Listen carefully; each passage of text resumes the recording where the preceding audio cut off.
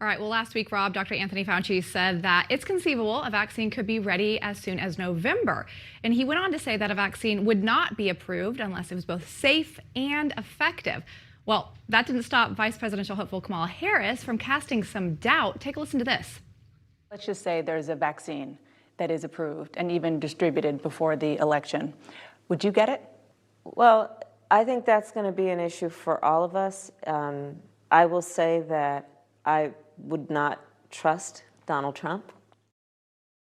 What? All right, well, hold on a minute here. I thought that the Biden campaign was all about trusting the science. That's what we've heard them say so many times. Joe Biden himself saying that. Listen to one of his interviews with ABC, David Muir. If the scientists say, shut it down? I would shut it down. I would listen to the scientists. All right, so which is it? Do they trust the science, or do they only trust the science when it fits their narrative? Here to answer that question and break this all down for us is the president of the David Horowitz Freedom Center and author of the book, Blitz, Trump Will Smash the Left and Win. David Horowitz, welcome to the show. You know, David, we have heard them say this so many times and even criticize President Trump for him questioning Anthony Fauci. Now they're questioning him essentially themselves. This is a bit ironic. Is this just a scare tactic by them? It's worse than that. The central theme of the Democrat campaign is character assassination, and in particular, the character assassination of Donald Trump. Look, all of Donald Trump's medical advisors are Democrats. They all come from the CDC, Fauci, Birx, Redfield. They're all Democrats. Not one of them has ever said that when they issued a dogma on the virus, that Trump opposed them or disregarded them. Not one of them, not one time. So this is pure invention. Biden did it too. He doesn't know if he'll trust Trump. And it's terrible when you think of it. And practically, what they're doing is they're encouraging people not to take the vaccine when it comes, as though a vaccine would be issued, which was a fake vaccine, so that Trump could win the election, and not one scientist would have the conscience or the courage to stand up and say, this vaccine is dangerous, don't use it. But what they're doing is they're telling people not to use vaccines that will be medically approved. I can't think of anything more cynical to win an election.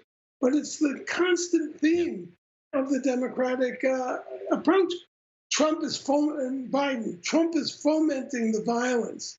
How absurd is that? I mean, that's one of the problems with the Democrat campaign. Everything right now is politics, David. We see it time and time again, even with a cure for this virus. Let's listen to the president real quick, responding to Kamala Harris. Should immediately apologize for the reckless anti-vaccine rhetoric that they are talking right now, talking about endangering lives, and it undermines science.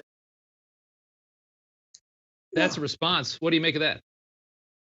Well, that's absolutely right. I mean, there's smart politics and there's really stupid politics. And when you tell lies that are so obvious, there's a slander a week or a day. This week it's that Trump disrespects the troops.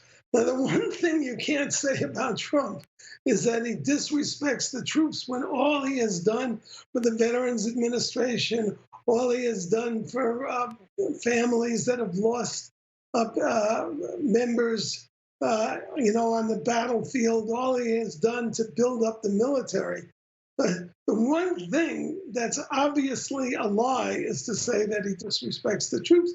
But they've gone ahead this whole week. That's been the news. Yep, that's exactly right. Speaking out of both sides of their mouth, David Horowitz, always good to see you. Thanks for being here. Thanks for having me. All right, well, coming up, we have Trump senior legal advisor Jenna Ellis and radio host Joe Pags here to break down some of our favorite stories. You're not going to want to miss this. Stay with us.